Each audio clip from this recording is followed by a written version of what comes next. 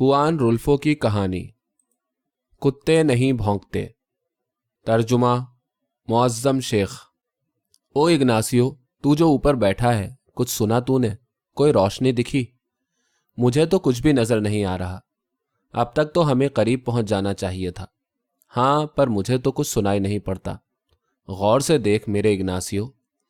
आदमियों का इकट्ठा साया बढ़ता रहा, ऊपर नीचे होता, चट्टानों को पार करता, घटता बढ़ता जूं तूं वो आरियों के किनारे के साथ साथ चलता रहा।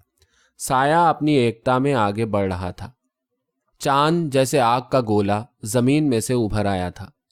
हमें शहर पहुंच जाना चाहिए था अब तक इग्नासियो। तेरे कान तो ढके हुए नहीं? कोशिश कर सुनने की। कुत्तों के भौंकने की आवाज आ रही है कि नहीं? याद है उन्होंने कहा था तोनाया बिल्कुल पहाड़ियों के पीछे है, और पहाड़ियां तो कब की पीछे छूट गईं। याद है इग्नासियो? पर मुझे तो कोई चीज नजर नहीं आ रही।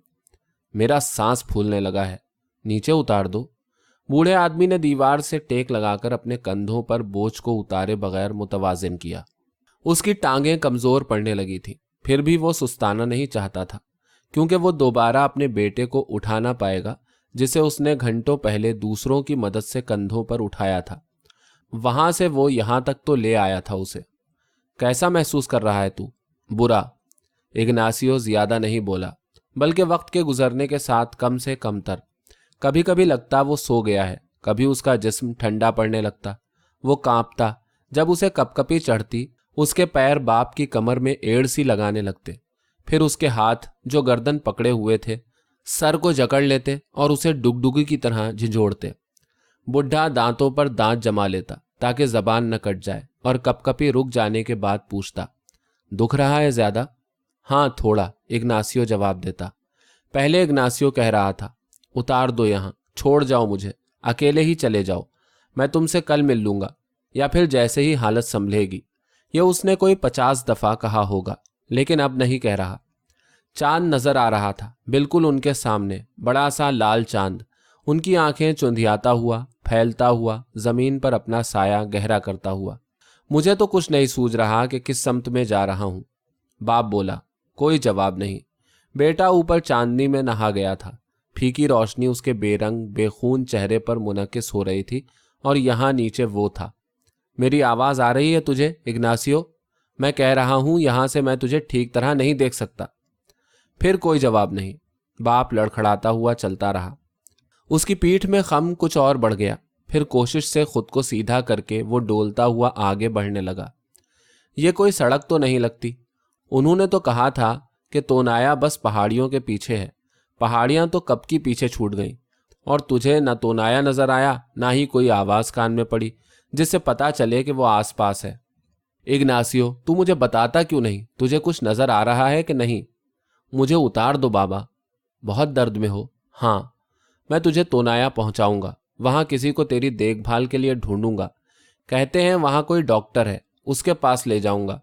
कितने घंटों से लादे हुए चल रहा हूं तुझे, अब यहां छोड़ दूं ताकि कोई आकर तेरा खात्मा करके चलता हो? वो थोड़ा सा डगमगाया, 1-2 कदम एक तरफ को लुढ़का, फिर संभल गया। तुझे तोनाया पहुंचाकर ही दम लूंगा। कमजोर आवाज सरसराहट की मानिंद, मैं थोड़ा सोना चाहता हूं।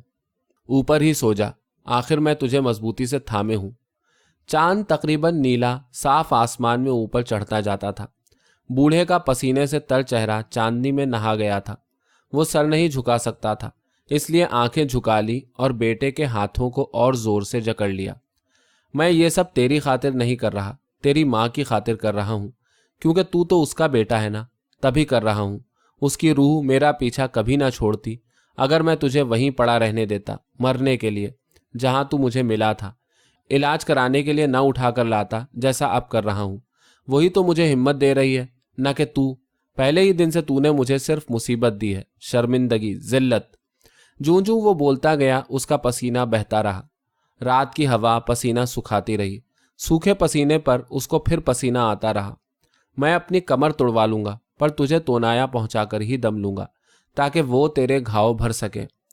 जानता हूं जैसे ही तू अच्छा हुआ पुराने करतूतों को लौट जाएगा तू, पर मुझे इससे क्या गरज। बस कहीं दूर दफा हो जा, जहां से मुझे तेरी कोई खबर ना आए।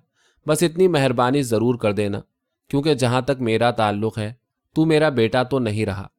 मैं उस खून पर लानत भेजता हूं जो मेरे हिस्से का है। मेरे हिस्से पर लानत। मैंने कहा था, खुदा करे तेरे गुर्दों में जले मेरे हिस्से का लहू। मैंने तभी कह दिया था जब मैंने सुना था कि तूने सड़कों को अपना लिया है, डकैतियां और कत्ल, वो भी अच्छे लोगों के। मेरा दोस्त त्रांकेलिनो मिसाल के तौर पर, उसने तेरा बपतिस्मा किया था, तेरा नाम रखा था।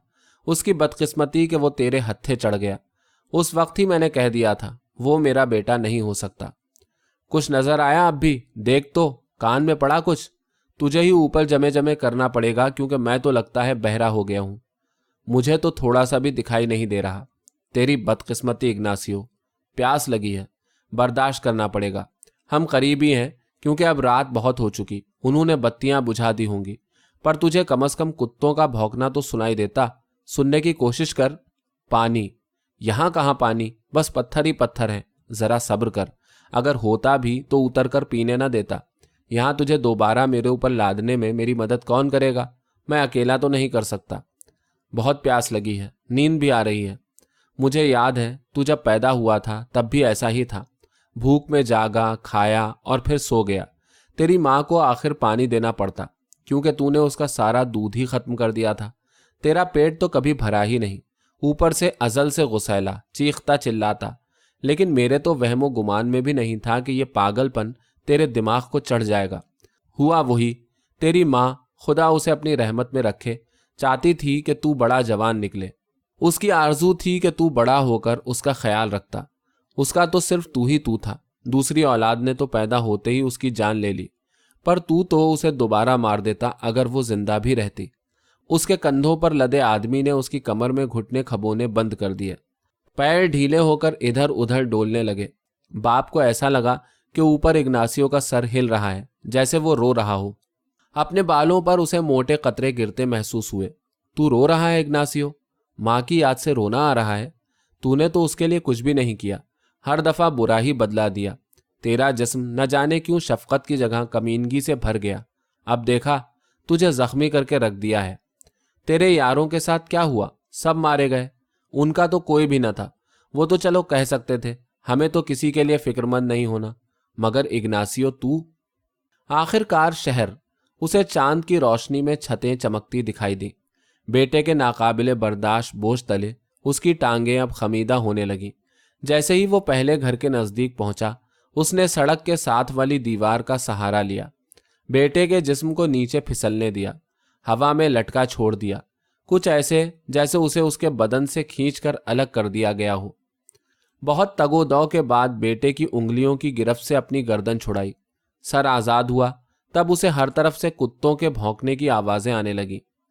तू तो कह रहा था कि तुझे कुछ सुनाई नहीं दे रहा इग्नासियो, बाप ने कहा। तूने सुनने में भी मेरी मदद न की।